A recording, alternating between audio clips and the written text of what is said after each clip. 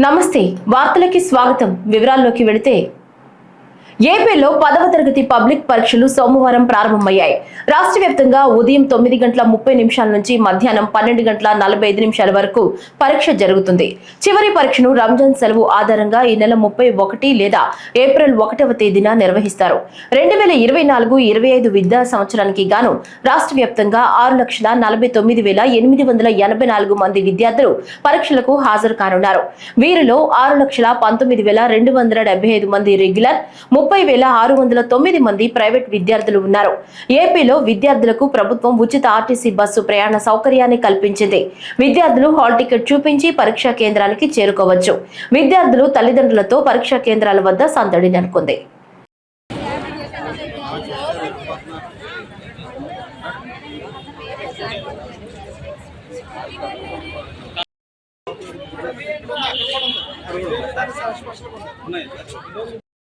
తీసుకున్నారా కానిస్టేబుల్ దగ్గర?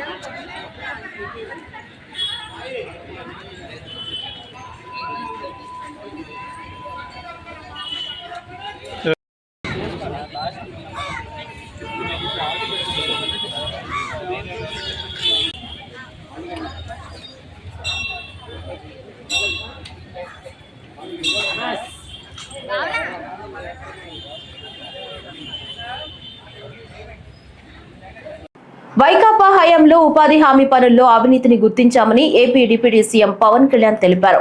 మొత్తం 250 కోట్ల అవినీతి జరిగినట్లు అధికారులు తమ దృష్టికి తెచ్చారన్న పవన్ దానిపై విచారణ సాగుతోందన్నారు. ఉపాధి హామీ కూలీలకు వేతనాల పెంపు అంశం కేంద్రం పరిధిలో ఉంటుందని అసెంబ్లీలో డిప్యూటీ సీఎం పవన్ కళ్యాణ్ ప్రకటించారు.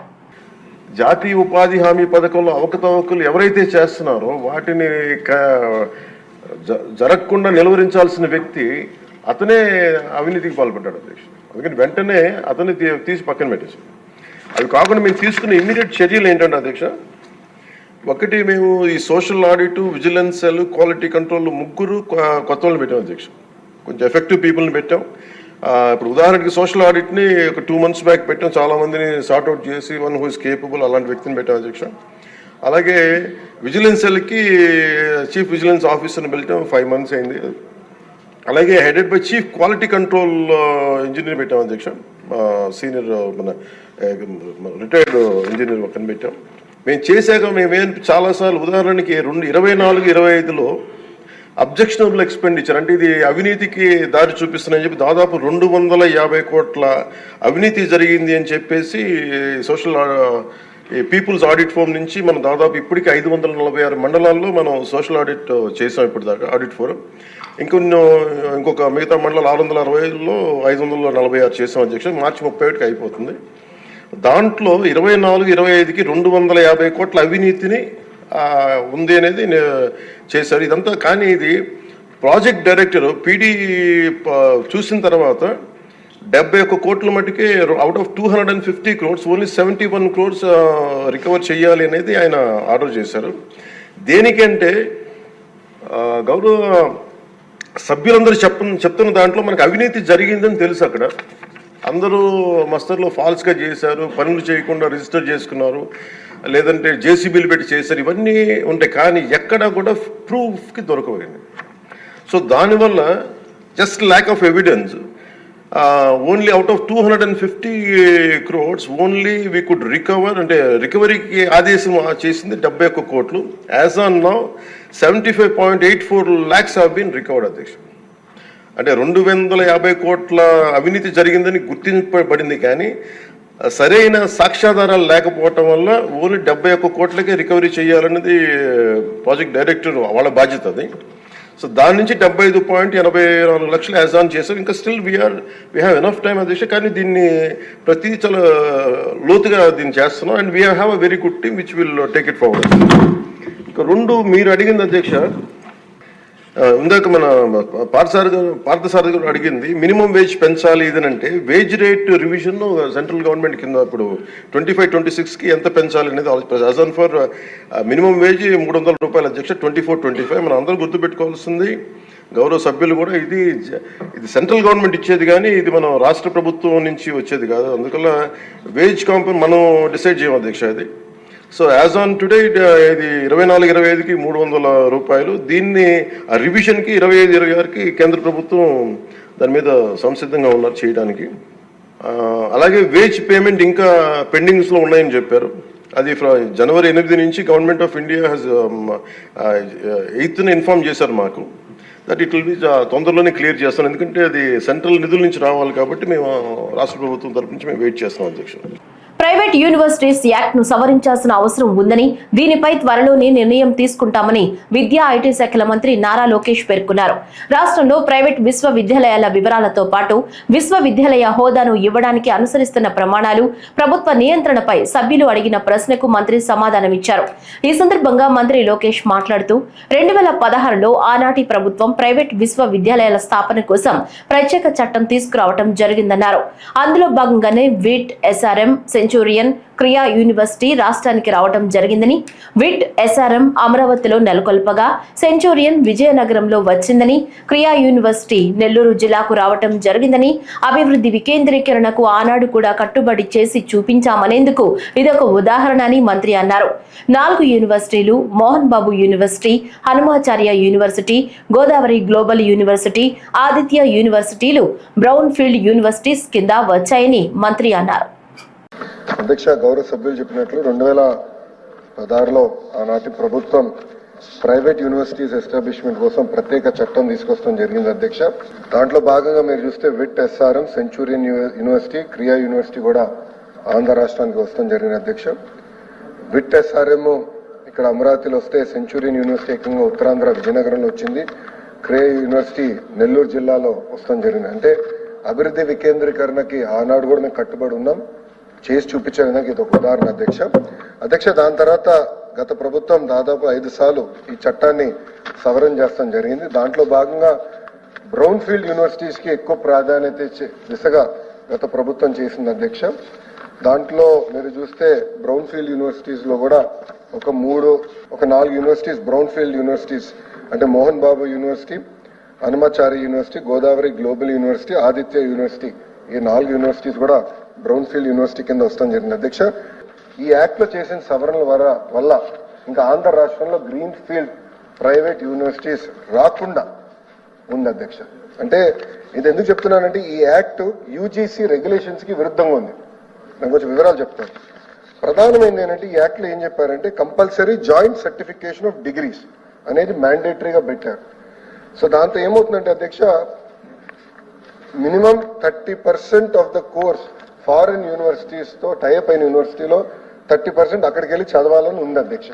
కానీ UGC ఏం చెప్తుందంటే ఒకవేళ ఒప్పందం చేయాలంటే కంపల్సరీగా NAAC అక్రెడిటేషన్ ఉండాలి ఆ ఇన్స్టిట్యూషన్స్ కి. మినిమం 2 గ్రాడ్యుయేటింగ్ బ్యాచెస్ అన్నా లేదా 6 సంవత్సరాలు ఆఫ్ ఎగ్జిస్టెన్స్ ఉండాలి.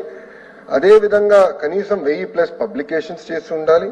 QS వరల్డ్ ర్యాంకింగ్స్ లో institutions must have at least 3 graduating batches అని, NIRF ర్యాంకింగ్స్ కి వచ్చేగల కనీసం 3 గ్రాడ్యుయేటింగ్ బ్యాచెస్ ఉండాలని UGC చెప్తుంది. అంటే మనం చేసిన చట్టాలు UGCకి కాంట్రడిక్టరీగా ఉండటం వల్ల మనకి ప్రైవేట్ రంగంలో విశ్వవిద్యాలయాలు రాకుండా పోయినాయి అధ్యక్ష. మనం చూస్తే మన జరిగిన ఎడ్యుకేషన్ దానిపైన కూడా మనం డిస్కస్ చేసాం. Gross enrolment ratio in higher education చూస్తే అధ్యక్ష ఆంధ్ర రాష్ట్రం 36.5% ఉంది.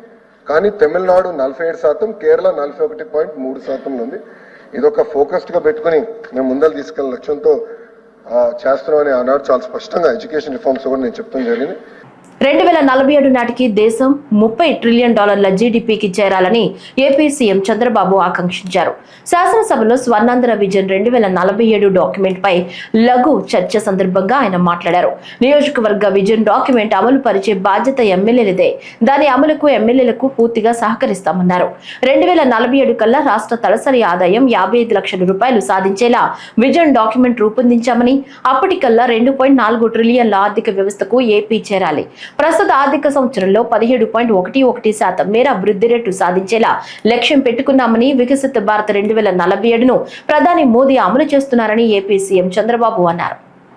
ఎక్కడెక్కడ ఏ విధంగా పనిచేయాలి, ఏ రంగాల్లో ఆలోచించాలి, ఇంకొక పక్క ఇప్పుడు ఎక్కడున్నాం, దీన్ని ప్లానింగ్ ద్వారా ప్రతి సంవత్సరం ఏ విధంగా మనం మూవ్ అయిపోతున్నాం, కడానికి ఉండే గౌరవ శాసనసభ్యులు కూడా మీకు ఎప్పుడు దొరకనేటువంటి ఒక అరుదైన అవకాశం ఇది. మీరు కూడా అభివృద్ధిలో భాగస్వాములు కావడం. ఒకప్పుడు మీరందరూ కూడా ఇక్కడ కూర్చొని ఒక పాలసీ వస్తేనో ఒక ఇష్యూ వస్తేనో మాట్లాడడం, మళ్ళీ మీరు అభివృద్ధిలో భాగస్వాములు కాలేదు. అట్లా కాకుండా మీ నియోజకవర్గంలో మిమ్మల్ని నమ్మి, అంటే మేము ముగ్గురు కూడా 3 పార్టీలు కలిసి ప్రజలకు హామీలు ఇచ్చినప్పటికీ ఎమ్మెల్యేగా మీరు అక్కడ ప్రజలకు కొన్ని నిర్దిష్టమైన హామీలు ఇచ్చారు. వాళ్ళల్లో కూడా ఒక హోప్ని క్రియేట్ చేశారు. ఆ హోప్ని లాజికల్గా తీసుకుపోవాలనుకుంటే మిమ్మల్ని కూడా భాగస్వాములు చేయాలనే ఉద్దేశంతోనే మీ నియోజకవర్గ విజన్ డాక్యుమెంట్ని సఫలీకృతం చేసే బాధ్యత మీ అందరికీ అప్పచెప్తున్నాం. దానికి ప్రభుత్వం పూర్తిగా సహకరిస్తుంది. సద్వినియోగం చేసుకునే బాధ్యత మీ మీద ఉందని చెప్పి కూడా నేను మీకు తెలియజేస్తున్నా. నెక్స్ట్, నేను దిశ ఎక్కువ పోకుండా మీకు అర్థం కావాలి, రాష్ట్రంలో ప్రజలకు అర్థం కావాలి ఏం చేయబోతున్నామో, దీన్ని ఏ విధంగా చేయాలనో మీకు కూడా ఎప్పటికప్పుడు చేయూతనివ్వడానికి సిద్ధంగా ఉన్నామని చెప్పి కూడా నేను మీకు తెలియజేస్తూ, ఈరోజు మీరు చూస్తే అధ్యక్ష, అక్కడ నేను ముందే చెప్పాను, దేశంలో $18,000 పెట్టుకున్నారు. అంటే దగ్గర 18,000 అంటే మనం అనుకున్నట్టు మనమైతే 42,000 పెట్టుకున్నాం. అంటే దేశంలో పర్ క్యాపిటల్ ఇన్కమ్ $18,000 అయితే ఇక్కడ ఆంధ్రప్రదేశ్లో $42,000 పెట్టుకున్నాం. అంటే జిఎస్డి పర్ క్యాపిటల్ ఇన్కమ్ 55 లక్షలు రాబోయే 47కు సాధించే లక్ష్యంగా ముందుకు పోతున్నాం. జిఎస్టిపి మీరు వచ్చినప్పుడు దగ్గర మీరు చూస్తే అధ్యక్ష 308 లక్షల కోట్ల రూపాయలు జిఎస్టిపి ఆదాయంగా పెట్టుకున్నాం. ఇది జరగాలంటే 15% సంవత్సరం మనం అభివృద్ధి కావాల్సిన అవసరం ఉంది. అయితే వెరీ అంబిషియస్ ప్లాన్, అసాధ్యం కాదు, ఇది సాధ్యం. మనం కానీ సమర్థవంతంగా ప్రాధాన్యతలు పెట్టుకొని టెక్నాలజీ కరెక్ట్గా ఉపయోగించుకుంటే ఇది సాధిస్తామనే ఒక విశ్వాసం ఉంది. గడిచిన 14-19 5 సంవత్సరాల కాలంలో సిఏజిఆర్ అంటే 5 సంవత్సరాల ఆవరేజ్ తీసుకుంటే 13.5% మనం గ్రో అయ్యాం. 14-19 కంటే కూడా 1.5% ఓవరాల్గా గ్రో కావాల్సిన అవసరం ఉందని కూడా నేను మీకు తెలియజేస్తున్నా. ఇక్కడ చూస్తే అధ్యక్ష 15% గ్రోత్ సంవత్సరం 308 లక్షల కోట్ల రూపాయలు GSTP contribution, per capital income 55 లక్షలు, మ్యాక్రో టు మైక్రో అప్రోచ్. ఇక్కడి నుంచి రాష్ట్ర స్థాయి నుంచి అన్ని డిపార్ట్మెంట్ల నుంచి లాస్ట్ మైల్లో ఫ్యామిలీ వరకు ఇంటిగ్రేట్ చేయాలనేది ఇందులో ప్రధానమైన లక్ష్యం. నెక్స్ట్, పోలవరం కోసం 2014 నుంచి ఇప్పటి వరకు 19,396 కోట్లు ఖర్చు చేసినట్లు జలవనరుల శాఖ మంత్రి నిమ్మల రామానాయుడు తెలిపారు. శాసన మండలిలో సభ్యులు అడిగిన ప్రశ్నలకు ఆయన సమాధానాలిచ్చారు. పోలవరం కోసం కేంద్రం 17,860 కోట్లు చెల్లించిందని, ప్రాజెక్టు వల్ల 96,660 కుటుంబాలు ముంపునకు గురయ్యాయని, నిర్వాసితులకు తొలి దశలో 1,203 కోట్లు అందించామని, ఇంకా 18,266 కుటుంబాలకు 1,340 కోట్లు చెల్లించాలని, ఇప్పటి వరకు 12,797 నిర్వాసితుల కుటుంబాలను తరలించామని, ఇంకా 27,263 కుటుంబాలను తరలించాలని కోరారు. గౌరవ సభ్యులు ఐవీఆర్ గారు అడిగినట్లుగా 2 రకాలుగా, ఒకటి ఏదైతే +41.15 మీటర్స్ కాంటూర్ ఏదైతే ఉందో ఆ కాంటూర్ పరిధిలో 8 మండలాల్లో 90 రెవెన్యూ గ్రామాలు, 172 శివారు గ్రామాలు, మొత్తంగా 38,060 నిర్వాసితుల కుటుంబాలని ఐడెంటిఫై చేయడం జరిగింది అధ్యక్ష. అదేవిధంగా ఏదైతే 41.15 మీటర్స్ నుంచి 45.72 మీటర్స్ కాంటూర్ వరకు చూసినట్లయితే 6 మండలాల్లో 132 రెవెన్యూ గ్రామాల్లో 201 శివారు గ్రామాలు, మొత్తం 58,600 నిర్వాసితుల కుటుంబాలను ఐడెంటిఫై చేయడం అధ్యక్ష. ఈ రకంగా అప్ టు 45.72 వరకు మొత్తం చూసినట్లయితే 96,660 కుటుంబాలను ఐడెంటిఫై చేయడం జరిగింది అధ్యక్ష. మరి ఇందులో ప్రధానంగా మనం చూసినట్లయితే మరి ఏదైతే ఈ యొక్క 41.15 అంటే ఏదైతే ఫస్ట్ ఫేజ్ కింద 41.15 మీటర్స్ మనం చూసినట్టయితే 38,060 నిర్వాసితుల కుటుంబాలని చెప్పాం. ఈ 38,060 కుటుంబాలకి ఇప్పటి వరకు చూస్తే 19,794 మందికి 6 ప్యాకేజీ అందినటువంటి పరిస్థితి అధ్యక్ష. ఇందులో కూడా ఏదైతే 9,212 గిరిజన కుటుంబాలకి 575.11 కోట్లు, అదేవిధంగా 10,582 గిరిజనేతరుల కుటుంబాలకు 1,203 కోట్ల రూపాయలు మొత్తం. మరి టోటల్ గా చూసినట్లయితే ఈ 575 ప్లస్ ఈ యొక్క 10,582 గిరిజనేతరులకు కలిపి 1,203 కోట్ల రూపాయలు R&R నగదు ఇప్పటి వరకు కూడా ఈ యొక్క ఫస్ట్ ఫేజ్ కు సంబంధించి మరి 41.15 మీటర్ల వరకు కూడా అందించడం జరిగింది అధ్యక్ష. ఇంకా ఇదే ఫస్ట్ ఫేజ్ 41.15 మీటర్కి సంబంధించి ఇంకా రిమైనింగ్ బ్యాలెన్స్ 9,128 గిరిజనులకు 573 కోట్లు, అదేవిధంగా 9,138 గిరిజనేతల కుటుంబాలకు 767 కోట్లు, అంటే మొత్తం ఇంకా రిమైనింగ్ 18,266 కుటుంబాలకు R&R కింద ఇంకా 1,340.47 కోట్లు R&R కింద ఈ ఫస్ట్ ఫేజ్ 41.15 మీటర్స్ కి చెల్లించవలసినటువంటి పరిస్థితి ఉంది అధ్యక్ష. ఇందులో భాగంగా ఏదైతే ఈ యొక్క 38,060 నిర్వాసితుల కుటుంబాలు ఏవైతే ఉన్నాయో ఇప్పటి వరకు 12,797 కుటుంబాలని తరలించడం జరిగింది. ఇంకా 25,263 కుటుంబాలని ఇంకా తరలించవలసి ఉందని చెప్పేసి మీ ద్వారా సభకు తెలియజేస్తున్నాను అధ్యక్ష. గుంటూరులోని హిందూ కాలేజ్ హై స్కూల్లో 10వ తరగతి పరీక్షలను అధికారులు ఏర్పాటు చేశారు.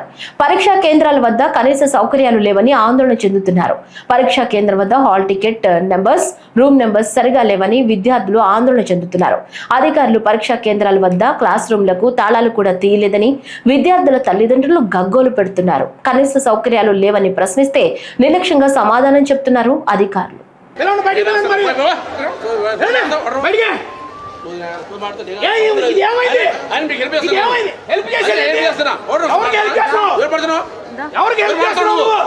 సంబంధం లేదు నేను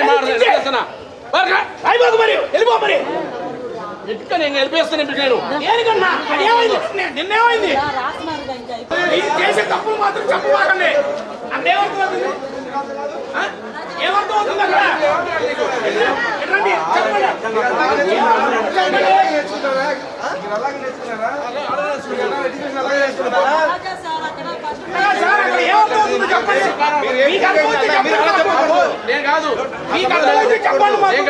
ఎవరు హెచ్ఎం ఎవరు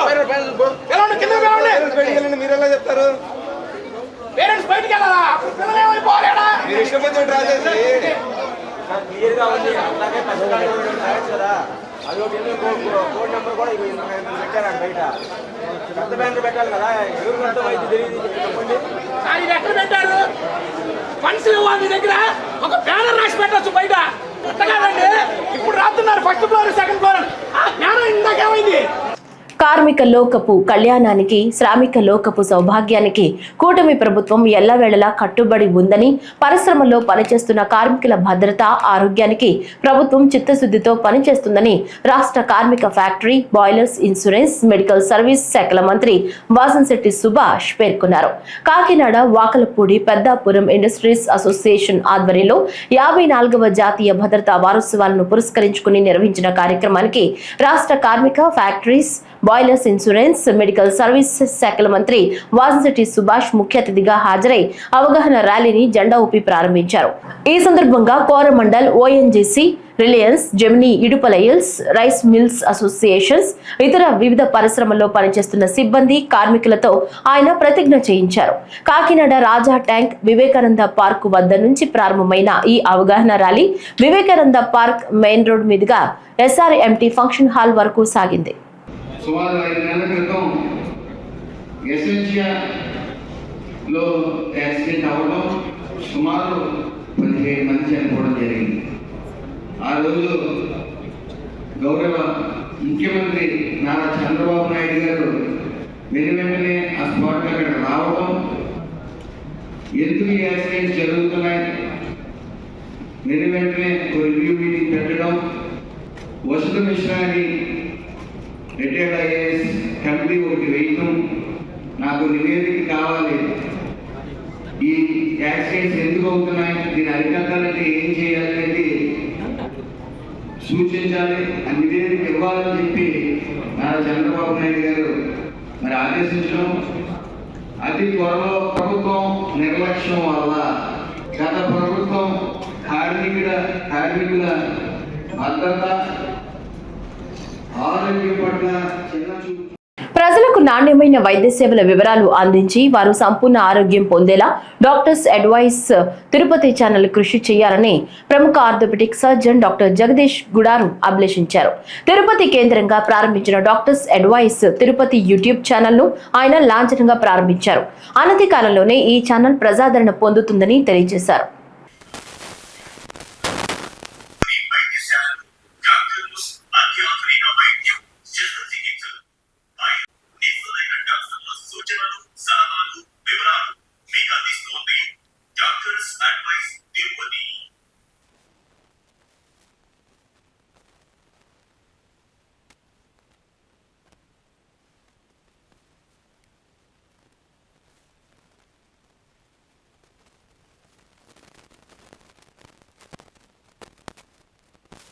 జనసేన పార్టీ నియోజకవర్గ ఇన్ఛార్జ్ చిల్లపల్లి శ్రీనివాసరావు అధ్యక్షతన ఈ రోజు ఉదయం మంగళగిరి నియోజకవర్గ కార్యాలయంలో సమావేశం నిర్వహించారు. ఈ సందర్భంగా మాట్లాడుతూ పిఠాపురం చిత్రాడలో జరిగిన 12వ ఆవిర్భావ దినోత్సవం విజయవంతం చేసిన ప్రతి ఒక్కరికి మంగళగిరి నియోజకవర్గ ఇన్ఛార్జ్ చిల్లపల్లి శ్రీనివాసరావు ధన్యవాదాలు తెలిపారు. ముఖ్యంగా జన సైనికులు, వీర మహిళలు, పార్టీ ఎమ్మెల్యేలు, ఎంపీలు, పార్టీ రాష్ట్ర ముఖ్య నేతలతో పాటు పోలీస్ సిబ్బంది మరియు మీడియా ప్రతినిధులకు ధన్యవాదాలు తెలియజేశారు. జనసేన ఆవిర్భావం నుంచి నేటి వరకు పోరాటాలతోనే ప్రజలకు చేరువయ్యామని అన్నారు. రాజ్యాధికారం వచ్చినంత మాత్రాన తామేమి ప్రజలకు దూరం కాలేదని, వైసీపీ వ్యతిరేక ఓటు చీలకూడదన్న ఉద్దేశంతోనే రాజమండ్రి సెంట్రల్ జైల్లో ఉన్న చంద్రబాబు నాయుడిని నాడు కలిసి బీజేపీతో కూటమిగా ఏర్పడిందని, వైసీపీ వ్యతిరేకతను, ప్రజా వ్యతిరేకతను చీలకూడదన్న సదుద్దేశంతోనే కూటమి ఏర్పడిందన్నారు. వైసీపీ ద్రోహులు పిఠాపురం జనసేన ఆవిర్భావ సభను నేతలు చేసిన వ్యాఖ్యలపై విష ప్రచారం చేస్తున్నారని విమర్శించారు. వైసీపీ ట్రాప్ లో ఎవరూ పడొద్దన్నారు. జనసేన ఆవిర్భావ సభలో జనసేన నేతలు వ్యాఖ్యలు సదుద్దేశంతో ఆలోచించాలని పార్టీ అధినేత పవన్ కళ్యాణ్ ఆదేశాలు సురూధార్యమన్నారు. ఈ కార్యక్రమంలో మంగళగిరి మండల అధ్యక్షులు వాసా శ్రీనివాసరావు, జనసేన నాయకులు జొన్న రాజేష్ తదితరులు పాల్గొన్నారు. హలో మంగళగిరి చలో పిఠాపురం అనే స్లోగన్తో మంగళగిరి నుంచి జనసేన పార్టీ మా అధ్యక్షుడు పిలుపు మేరకు జనసేన పార్టీ ఆవిర్భావ సభ సందర్భంగా పిఠాపురంలో చిత్రాల వేదికగా జరిగిన సభకి నిజంగా వేలాది మంది మంగళగిరిని తరలి వచ్చారు. ప్రతి ఒక్కళ్ళు కూడా ప్రత్యేక జనసేన పార్టీ పవన్ కళ్యాణ్ గారి తరపున ప్రత్యేక కృతజ్ఞతలు చెబుతూ ఏదైతే ఆ సభని ఒక వినూత్నంగా అంటే ఈ రోజున అంటే ప్రపంచంలో కూడా ఎక్కడా చేయనటువంటి విధంగా చేశారు ఈ రోజున ఆ సభని. పవన్ కళ్యాణ్ గారు ఆశయాల మేరకు దేనికంటే చూసాం అక్కడ సభలో చూస్తే international vendor, white house vendor అయినటువంటి ప్రశాంత్ నీల్ అనే వాళ్ళ చేత ఇక్కడ సభ నిర్వహించి ఆ ఎక్విప్మెంట్స్ కానీ, ఆ సభ వేదిక కానీ, ఆ డిజైనింగ్ కానీ నభూతో భవిష్యత్తులాగా నిర్వహించారు. దేనికంటే ఇది ప్రపంచం అంతా చూస్తూ ఉంది అని చెప్పి ఒక పవన్ కళ్యాణ్ గారు ఇచ్చిన దీనికి చాలా గొప్పగా చేశారు. విభిన్న జాతులు, విభిన్న సంస్కృతులు, విభిన్నమైనటువంటి మతాలు అందరూ కలగలిపి ఒకే వేదికగా వచ్చినటువంటి సభ ఈ రోజున జనసేన పార్టీ ఆవిర్భావ సభగా, 12వ ఆవిర్భావ సభగా, జయకేతనం సభగా, దేనికంటే ఇన్ని సంవత్సరాలు దశాబ్ద కాలం పోరాటంతో లభించినటువంటి పవన్ కళ్యాణ్ గారు ఎన్డీఏ కూటమి కట్టి ఈ రోజున రాష్ట్రంలోనే కాదు కేంద్రంలో కూడా పదవుల్లో అంటే భాగస్వామ్యం అయినటువంటి పరిస్థితి ఈ రోజున. నిజంగా ఇది ఎంత గొప్ప విజయం అంటే చారిత్రాత్మక విజయం. 100% స్ట్రైక్ రేట్తో ఈ రోజున ఈ విజయం లభించింది.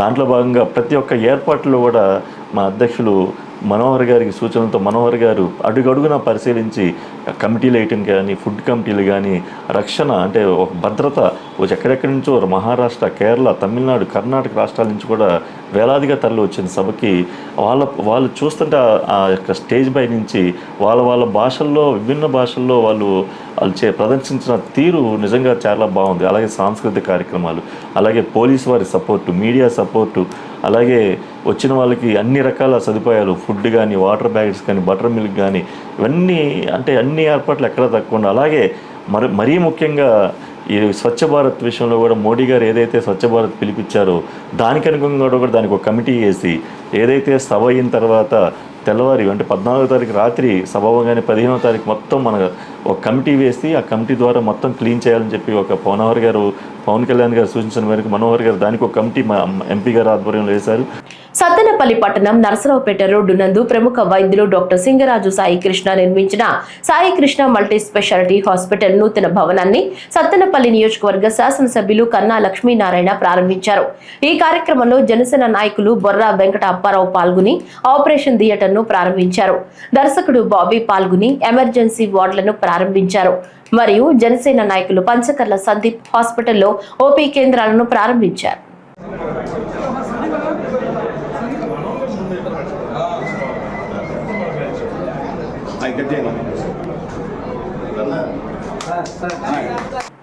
అగ్రిగోల్డ్ భూముల్లోని వృక్ష సంపదను కొల్లగొట్టింది టీడీపీ నేతలేనని వారిని ఎట్టి పరిస్థితుల్లోనూ వదిలిపెట్టమని మాజీ మంత్రి కాకాని గోవర్ధన్ రెడ్డి హెచ్చరించారు.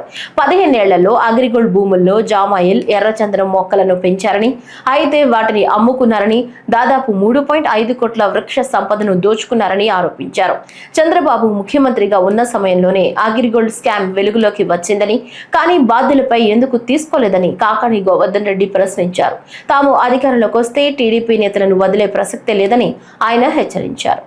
రాష్ట్రానికి సంబంధించి ప్రత్యేక హోదా ఏ విధంగా తాకట్టు పెట్టాడో, ఈరోజు అదేవిధంగా మరలా తిరిగి బీజేపీతో అంటకాగుతూ ఈరోజు పోలవరం ఎత్తుకు సంబంధించి ఏ విధంగా ఈరోజు మోసం చేస్తున్నాడు అనేటువంటిది మనం ప్రతిసారి చూసాం. ఇది ఈరోజు పోలవరంకు సంబంధించినటువంటి ఎత్తు ఏదైతే తగ్గిస్తున్నాడో అది రాష్ట్ర ప్రజల ప్రయోజనాలకి ఉరి తీసేటువంటి విధంగా, ఈరోజు వాళ్ళకి ఉరి వేసేటువంటి విధంగా ఈరోజు తయారైంది. కాబట్టి రాష్ట్ర ప్రజలకు సంబంధించి పోలవరం ఎత్తు తగ్గించి రైతులకు ఏ విధంగా ఉరివేస్తున్నాడో చంద్రబాబు నాయుడికి అందరికీ ఈరోజు అర్థమవుతుంది. కాబట్టి రైతుల సాగునీటి కోసం, త్రాగునీటి కోసం ఈరోజు రాయలసీమ ఎత్తిపోతల పథకాన్ని తీసుకొస్తే దానిని ఈరోజు చంద్రబాబు శవపేటికగా పేరుస్తున్నారు. ఇది నిజంగా బాధాకరమైనటువంటి విషయం. జగన్మోహన్ రెడ్డి గారికి మంచి పేరు వస్తుంది. జగన్మోహన్ రెడ్డి గారు ఆ ప్రాంతానికి నీళ్ళు ఇస్తే జగన్మోహన్ రెడ్డి గారు ఉన్నప్పుడు ఈ ప్రాంతానికి నీళ్లు వస్తాయి. కాబట్టి ఆ జగన్మోహన్ రెడ్డి గారి మీద ఉన్నటువంటి ఈర్ష్య, ద్వేషం, అసూయ నువ్వు తీర్చుకోవడానికి రైతులను ఇబ్బంది పెట్టాలనా అనేటువంటిది మేము చంద్రబాబు నాయుడుని సూటిగా ప్రశ్నిస్తున్నటువంటి. నీ అజెండా వేరే ఉండొచ్చు, నీ ఆలోచనలు వేరే ఉండొచ్చు, కానీ అంతిమంగా వాళ్ళు తీసుకున్నటువంటి నిర్ణయాలు రైతులకు మేలు చూకొచ్చేటువంటి నిర్ణయాలు అయితే వాళ్ళ మీద బాధతో వాళ్ళకి ఆ పేరు రాకూడదు, ఆ ప్రతిష్ట ఉండకూడదు, ఎప్పటికీ వీళ్ళు ప్రజల హృదయాల్లో నిలవకూడదు అని చెప్పి నువ్వు తీసుకున్నటువంటి నిర్ణయాల ద్వారా రైతులు ఎంత అధోగతి పాలవుతున్నారు అనేటువంటిది ఏ రోజైనా ఆలోచన చేశారు. ఎందుకంటే చంద్రబాబు నాయుడు రాజకీయాలు చేయడంలో మాకు అభ్యంతరం లేదు. నిద్రలేస్తే చంద్రబాబు ఏ విధంగా రాజకీయాలు చేస్తాడో, ఏ విధంగా అబద్ధాలు చెప్తాడనేటువంటిది మనం ప్రత్యేకంగా చెప్పాల్సినటువంటి పని లేదు. కాకపోతే రాజకీయాల ముసుగులో ప్రజల ప్రయోజనాలని, రైతుల ప్రయోజనాలని తాకట్టు పెట్టేటువంటి విధంగా మీరు ప్రవర్తించొద్దు. కాబట్టి ఏదైనా సరే రాయలసీమ రైతుల కన్నీళ్లు తుడిచేటువంటి విధంగా మీరు ఆలోచన చేయండి తప్ప దానికి భిన్నంగా మీరు ఆలోచన చేస్తే చరిత్రహీనులుగా మిగిలిపోతారు అని చెప్పి ఈ సందర్భంగా నేను మనవి చేస్తున్నాను. కీళ్ల వైద్యం పట్ల ప్రతి ఒక్కరూ శ్రద్ధ వహించాలని, రోగులకు మెరుగైన వైద్యం అందించాలని ప్రముఖ శల్య వైద్య నిపుణులు డాక్టర్ గోడారు జగదీష్ పిలుపునిచ్చారు. ఇండియన్ ఆర్థోపెడిక్ అసోసియేషన్ ఆధ్వర్యంలో కెనరా ఆర్థోపెడిక్ సొసైటీ మంగళూరులో నిర్వహించిన సదస్సులో కీళ్ల వైద్యంపై ఆయన తన పరిశోధన పత్రాలు సమర్పించారు. కీళ్ల మార్పిడి చికిత్సలో అత్యాధునిక విధానాలు, తాజా పరిశోధనలు, అంతర్జాతీయ స్థాయి వైద్య సేవలు, చికిత్సా పద్ధతులపై ఆయన కీలకోపన్యాసం చేశారు. So please, we have to walk and all. The table tape and the distance is okay. I agree. Okay, I done his right knee, and I took his friend in the other theater. 4 theaters I kept vacant. When I do the bilateral, I won't do in the same theater. I do in theater, shift the patient to the other theater after fumigation and bring it back and all. So finally I done bilateral. If you see other lead guy, it's very medial bone defect is their tibial side particularly. So I plan to add a stem for that. And that is the thing, and same day both the guys after 3 hours of their bilateral knee replacement, they started walking comfortably. And usually I have every year I call them and I will try to sit with them and talk So this is the man. See him. We can't expect sometimes the results of following the surgery. How beautifully he is fighting. And I told him we are not supposed to stand, cross-leg, all we tell them. But end of the day, some of them, they come and they show, when you see his bilateral, lateral view x-rays, I think more than normal air flexion until the calf going and touching the thigh. These some of the successful stories we have in life, and we will be happy about that. ఎలాంటి అవకతవకలకు చోటు లేకుండా గట్టి police బందోబస్తు నడుమ 10వ తరగతి పరీక్షల నిర్వహణ సరళిని చిత్తూరు జిల్లా కేంద్రంలో స్థానిక గిరింపేట మున్సిపల్ హైస్కూల్ నందు పరీక్షా కేంద్రంలో ఉన్న వసతులను పరీక్ష నిర్వహణ తీరును జిల్లా ఇన్ఛార్జ్ కలెక్టర్ జి విద్యాధరి పరిశీలించారు. జిల్లా వ్యాప్తంగా 118 పరీక్షా కేంద్రాల్లో పరీక్షలు జరుగుతున్నాయి. పరీక్షలకు 11.005 మంది బాలికలు, 10.243 మంది బాలురు హాజరయ్యారు.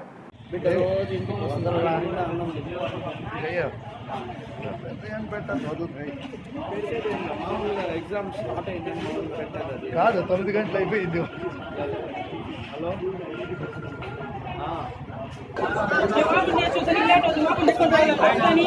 ఎవరన్నా ఫోన్స్ ఉంటే అయిపోయింది చేసేయండి.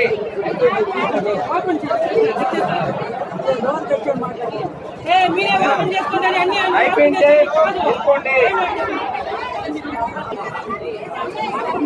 పర్సలు ఓపెన్ చేసుకుంటా. ఎవరైనా మొబైల్స్ ఉంటే జూబ్లీహిల్స్ నివాసంలో ముఖ్యమంత్రి రేవంత్ రెడ్డిని సినీ నటుడు ఆర్ నారాయణమూర్తి మర్యాదపూర్వకంగా కలిశారు. పలు అంశాలపై చర్చించారు.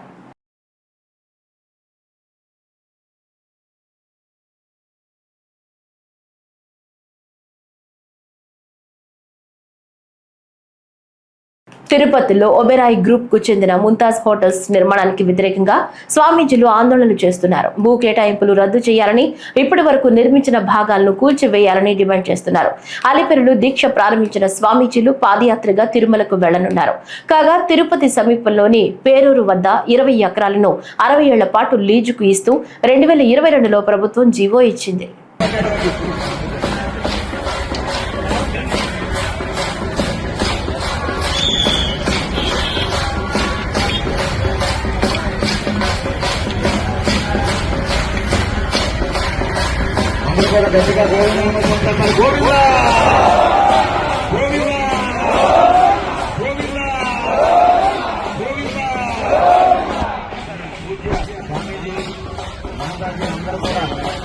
ఈరోజు మనం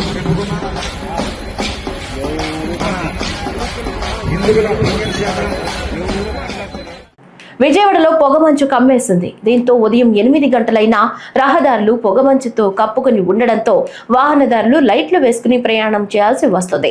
విజయవాడ జాతీయ మరియు ప్రధాన రహదారి పొగమంచుతో నిండిపోవడంతో ఉదయం 8 గంటలు దాటిన పొగమంచు దట్టంగా ఉండడంతో వాహనదారులు తీవ్ర ఇబ్బందులు పడ్డారు. ఎదురుగా వచ్చే వాహనాలు కనిపించకపోవడంతో వాహనదారులు లైట్లు వేసుకుని నెమ్మదిగా వెళ్లడం కనిపించింది.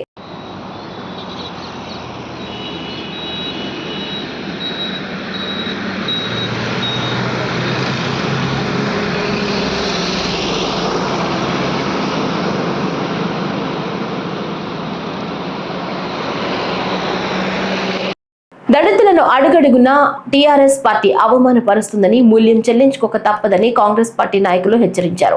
కాంగ్రెస్ పార్టీ మండల అధ్యక్షుడు అనంతరెడ్డి ఆధ్వర్యంలో గాంధీ విగ్రహం వద్ద టీఆర్ఎస్ నాయకులు కేటీఆర్, జగదీశ్వర్ రెడ్డి దిష్టిబొమ్మలను దగ్ధం చేశారు.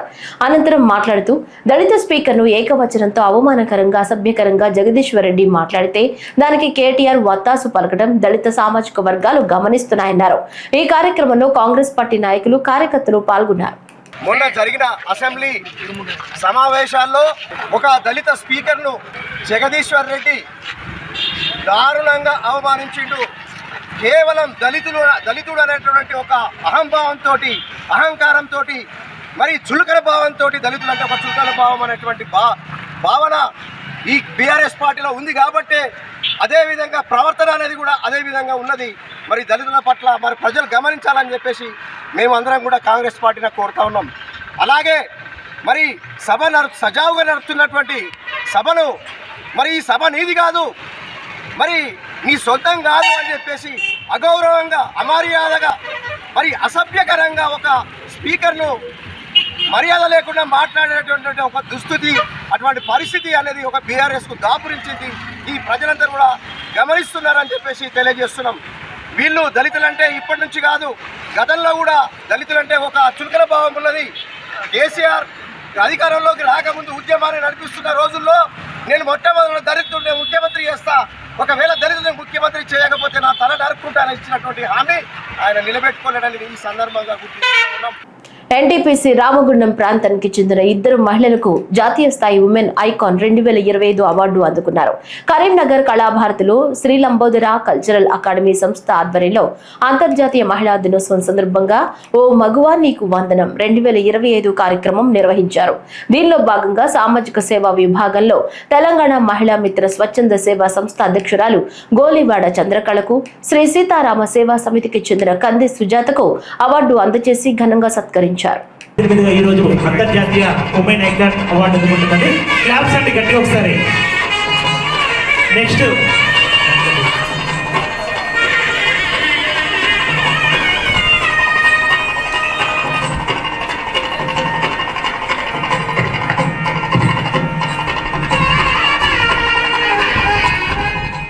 పిఠాపురం జయకేతనం సభలో పవన్ ఏం మాట్లాడారో ఆయనకే తెలియదని వైఎస్ఆర్సీపీ నేత మాజీ మంత్రి అంబటి రాంబాబు మండిపడ్డారు.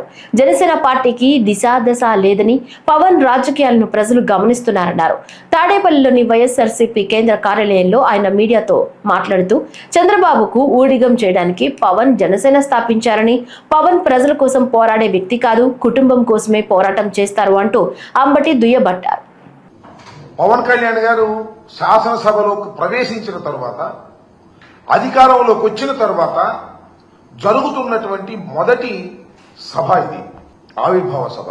దీని మీద చాలా పెద్ద ఎత్తున, చాలా బ్రహ్మాండంగా జరుగుతుంది. చాలా మంది జనం వస్తారు. చాలా ఆసక్తిగా ఎదురు చూశారు రాష్ట్రంలో ఉన్నటువంటి ప్రజలు కానీ, లేదు రాజకీయ విశ్లేషకులు కానీ.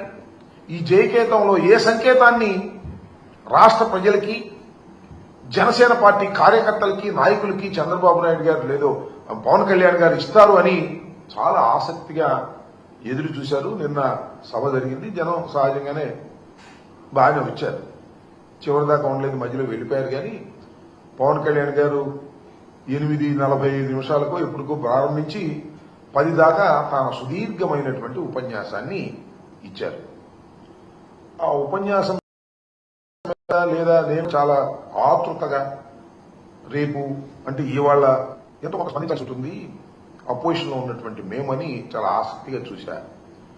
ఆసక్తిగా చూసిన తర్వాత నాకు అర్థమైంది అసలు ఆయన ఏం చెప్పాలనుకున్నాడు, ఏమి చెప్పాడు. నాకు అర్థం కాకపోతే అర్థం కాపోయింది, రాజకీయ విశ్లేషకులకు అర్థం కాకపోతే అర్థం కాపోయింది, జన సైనికులకు అర్థం కాకపోతే అర్థం కాకపోయింది. కనీసం ఆయనకైనా అర్థమైందా అనేది నాకు అర్థం కాల. మొదటి మాత్రం ఒక పావు గంట సేపు ఒక కృత్రిమంగా ఊగిపోతూ, చాలా శ్లోకాలు చదువుతూ, చాలా వీరత్వాన్ని ప్రదర్శిస్తూ ఊగిపోయారు. తర్వాత నార్మాలిటీకి వచ్చి మాట్లాడారు. ఒక మాట మాత్రం అన్నాడబ్బా, వాస్తవంగా ఒప్పుకోవాలి. నిలబడ్డాం, 4 దశాబ్దాల టీడీపీని నిలబెట్టాం. ఆయన నిలబడ్డాడు. 4 దశాబ్దాల పాటు ఉన్నటువంటి టీడీపీ పడిపోతుంటే దాన్ని నిలబెట్టాడంట. ఇవాళ కాదుగా, మేము దేవుడి నుంచి చెబుతున్నాం. అసలు టీడీపీ పార్టీని నిలబెట్టడం కోసమే పుట్టినటువంటి రాజకీయ పార్టీ మీది. టీడీపీని కాపాడుకోవడం కోసం ఏర్పాటు చేయబడినటువంటి పార్టీది. 2014 మార్చిలో జస్ట్ బిఫోర్ ఎన్నికలప్పుడు దీన్ని ప్రారంభించి ఒక బి టీమ్ గా చంద్రబాబు నాయుడు గారు వదిలారు. కాపులందరినీ కట్టగట్టి, ఎందుకంటే డైరెక్ట్ గా చంద్రబాబు నాయుడు గారి కాపుల్ని చేతుల్లోకి తీసుకోలేడు. ఈ రాష్ట్రంలో ఉన్నటువంటి కులాల చరిత్ర అలాంటిది. చంద్రబాబు నాయుడు గారు తెలుగుదేశం పార్టీ కాపు సామాజిక వర్గం మీద అనేకమైనటువంటి దుశ్చర్యలు చేసినటువంటి సమాజం ఆంధ్ర రాష్ట్రంలో ఉంది. అందులో డైరెక్ట్ గా ఆయనతో మాట్లాడలేరు కాబట్టి కాపులతో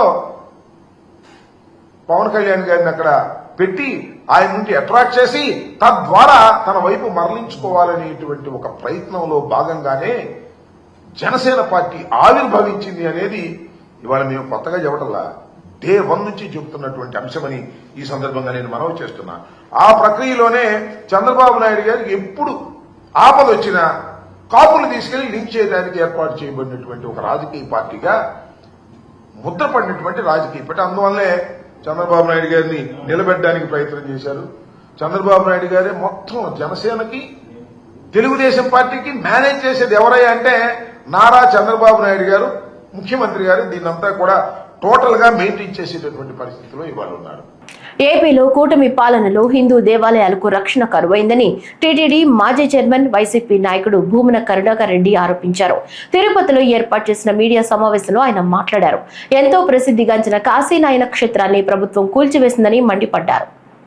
సుప్రీంకోర్టు అత్యున్నత న్యాయస్థానమే ఆగ్రహాన్ని కూడా వ్యక్తం చేసింది. ఒక బాధ్యతాయుతమైనటువంటి పదవిలో ఉన్నటువంటి మనిషి ఈ రకంగా మాట్లాడవచ్చునా అని కూడా అభ్యంతరాన్ని వ్యక్తం చేసింది. కానీ ఆయన గారేమో ఆ బాణాన్ని జనం గుండెల్లోకి వదిలి వైఎస్ఆర్ కాంగ్రెస్ పార్టీ మీద ఈ నింద బలంగా నాటుకోవాలని గుదిగుచ్చటం జరిగింది. ఆ తర్వాత మేము పెద్ద ఎత్తున దాని మీద మాట్లాడిన తరువాతనే వెనక్కి తగ్గటం జరిగింది ప్రభుత్వం. ఈయన గారి ప్రభుత్వంలో, వీళ్ల ప్రభుత్వంలో మొన్న వైకుంఠ ఏకాదశి రోజున దాదాపు 6 మంది వీళ్ల బాధ్యత రాహిత్యానికి పరాకాష్ఠగా తిరుపతిలోనే చనిపోతే 45 మందికి పైగా క్షతగాత్రులైతే ఎంత దారుణమైనటువంటి స్థితిలోకి వీళ్ల పాలన నెట్టబడింది అన్నటువంటి విషయం అందరూ కూడా చూడడం జరిగింది. మా పాలనలో కించిత్తు పొరపాటు జరిగితే అది గొప్ప నేరంగా చిత్రీకరించి అత్యంత దారుణాలు తెలుగుదేశం పార్టీ ప్రభుత్వంలో జరిగితే దాన్ని చాలా చిన్న సంఘటనగా, అది జరగాల్సినటువంటి విషయం కూడా కాదేమో అన్నంత చిన్నదిగా ప్రకటించేటువంటి ఈ కూటమిని మోసేటువంటి నాయకులు, ప్రసార మాధ్యమాలు. నిన్న ఒక తాగుబోతు కొండ మీద నేరుగా వెంకటేశ్వర స్వామి ఆలయ ప్రాంగణం బయట పెద్ద ఎత్తున గొడవ చేసి, నేను లోకల్, నన్ను అడ్డుకునే వాళ్ళెవరు, ఒరే ఎంత కావాలన్న మందు ఎంతైనా కొండ మీద దొరుకుతుంది అని అనగలిగేటువంటి ధైర్యం కూటమి ప్రభుత్వంలోనే సాధ్యమవుతున్నది. ఇప్పటికి 4 సార్లు ఎర్రచందనం కొండ మీదనే పట్టుబడ్డది. 4 సార్లు పట్టుబడ్డది అంటే 40 సార్లు కిందికి దిగుంటుంది అని అర్థం. దాని మీద ఏ రకమైనటువంటి చర్యలు లేవు. అనేక దేవాలయాల మీద దాడులు జరుగుతున్నప్పటికీ కూడా ఏమాత్రము కూడా చర్యలు తీసుకోకుండా ఇంత పవిత్ర క్షేత్రమైన కాశీనాయన దాదాపు 15 కోట్ల మందికి పైగా ఆరాధ్యనీయమైనటువంటి స్థలం అది. రోజు 40-50 వేల మంది ఉచితంగా అన్నప్రసాదాన్ని స్వీకరించేటువంటి పవిత్ర పుణ్యక్షేత్రం అది. ఆ క్షేత్రాన్ని నేలమట్టం చేస్తే అది అటవీ జోన్లో ఉందనని, టైగర్ జోన్లో ఉందనని మంత్రి, సారీ చెప్తున్నానని ఒక మంత్రి, ముఖ్యమంత్రి మౌనం. పవనానందర స్వాముల వారేమో అసలు ఆయన శాఖ కింద ఉన్నటువంటి ఆ ఆశ్రమానికి సంబంధించి ఒక్క మాట కూడా మాట్లాడకపోవటం వెనుక ఆంతర్యం ఏమిటి? సీఎం చంద్రబాబు గాని సనాతన ధర్మ పరిరక్షకుడిగా చెప్పుకునే డిప్యూటీ సీఎం పవన్ కళ్యాణ్ కాశీ నాయనపై ఎందుకు స్పందించడం లేదని ప్రశ్నించారు. సనాతన ధర్మంపై దాడి చేస్తే వారి తలలు తీస్తానంటూ భీకర ప్రతిజ్ఞలు చేసే పవనాంధుల గొంతుక ఎందుకు మోగబోయిందన్నారు. కాశీ నాయన క్షేత్రాన్ని కూల్చింది పవన్ సంబంధిత శాఖల అధికారులే. అయితే విద్యాశాఖ మంత్రి లోకేష్ ఎందుకు క్షమాపణ చెప్పారని నిలదీశారు. నారా లోకేష్, పవన్ కళ్యాణ్ మధ్య ఉన్న వైరుధ్యాల వల్ల పవిత్ర క్షేత్రాలు నలిగిపోవాలా అని ప్రశ్నించారు. చైర్మన్ అయిన తర్వాత కొన్ని 10 చోట్ల ఈ శ్రీవారి కళ్యాణ వైభవాన్ని అత్యద్భుతంగా నిర్వహించినామన్న సంగతిని గుర్తు చేస్తున్నా. రెడ్ బుక్ గుడ్డితనం కమ్మి గతంలో ఆలయాలను కూల్చిన మడ్డి ఆలోచనలు మళ్లీ వచ్చి కాశీనాయన క్షేత్రంపై కాళికలా పడ్డది కూటమి ప్రభుత్వం. ఇది సరైనటువంటి పద్ధతి కాదని, ఎవరు కూల్చారో మాకు తెలియదని వీళ్ళు మాట్లాడుతున్నారు. ఉత్తర్వులు ఎవరో గుడ్డిగా ఇచ్చారని కూడా ప్రకటనలు చేస్తున్నారు. మళ్ళా దానికి ఈయన దేవాదాయ శాఖ మంత్రి టైగర్ జోన్ లో ఉన్నది కనుక కూల్చినారని కూడా ప్రకటన ఇచ్చినారు. మళ్లీ ఎవరో గుడ్డిగా ఇచ్చినారని ప్రకటన చేసింది కూడా ప్రభుత్వమే. మంచిర్యాల జిల్లా లక్షెట్టిపేట పట్టణంలోని గోదావరి రోడ్ ఏరియాలోని కేదారి ఇంట్లో ఒంటరిగా ఉన్నటువంటి మహిళను బాత్రూంలో బంధించి మెడలోని బంగారు పుస్తల తాడు దొంగిలించిన ఘటన కలకలం రేపింది. బాధితులు తెలిపిన వివరాల ప్రకారం ఇంట్లోకి ఓ మహిళ వచ్చి రంగులు పూసి బలవంతంగా బాత్రూంలోకి తోసేసి మెడలోని బంగారు పుస్తల తాడును తెంపుకుపోయిందన్నారు. తన భర్త ఉదయం బయటకు వెళ్లారని, ఎవరూ లేని సమయంలో అకస్మాత్తుగా వచ్చి ఇలాంటి ఘోరానికి మహిళ పాల్పడినట్లు బాధితురాలు తెలిపింది. ఆ మహిళను తాను గుర్తుపడతానని, ఆమె ఆనవాళ్లు తనకు తెలుసునని ఆమె బోరున విలపించారు. ఈ సంఘటనకు సంబంధించిన పూర్తి వివరాలు తెలియాల్సి ఉంది. వచ్చింది చేయబట్టి తోలిపోయింది. గిట్రా ఒకసారి అన్న చేయబట్టి తొక్కపోయింది. ఎవరో ఏమన్నా పిలిచినా మిమ్మల్ని? నువ్వు వసంత అంటే కాదు, వసంతని నేను ఏర్పాటు చేసిన మీరా పూసింది, ముఖం అంతా ఊసింది, ఇదంతా వచ్చింది. ఆయన బాత్రూంలో ఏది కొన్ని పెట్టి తాడలే చూసుకుంటాం. ఇట్లా పడితే విడిపించుకొని తీసుకొని అంటే ఇంతకుముందు ఎప్పుడు నచ్చిందా? చూసినా ఆయన ఇట్లా ఆమె చూసిన ఎవరు లేడీస్ వచ్చిన లేడీసేనా? ఇప్పుడు లేడీసే వచ్చి పడకపోయిందా? ముంగడిదే మా ముంగడిదే. అంటే పేరు పెట్టి పిలిచిందా? పిలిచినా నువ్వు బయటకు వెళ్ళినావా? నన్ను విలువలే నువ్వు గిట్రా ఒకసారి చేయబట్టి తొక్కపోయింది. నేను ఏర్పాటు చేసిన వదంతా కళ్ళు చూసిన, లంగ చూసిన, చీర గిడిక కట్టింది. ఆ లంగ ఏర్పాటు చేసిన, కాళ్ళు ఏర్పాటు చేసిన, అది దుక్కుతుందట. అదే కారపొడి రాసిందా? కారపొడి రాసింది. ఇదంతా ఇదంతా మంటాది. ఇప్పుడు పుస్తల తాడు గుంజుకపోయిందా? పుస్తల తాడు. ఎన్ని తులాల? 3 తులాల. పేరు పెట్టి పిలుచుకుంటూ వచ్చిందా? నన్ను విలువలే నువ్వు గిట్రా ఒకసారి అని చేయబట్టు గుంజుకోపోతా.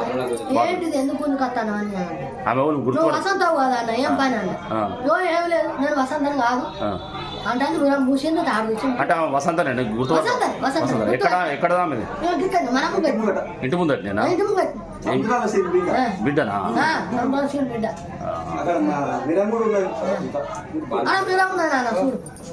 ఈ వార్తలు ఇంతటితో సమాప్తం. నమస్కారం.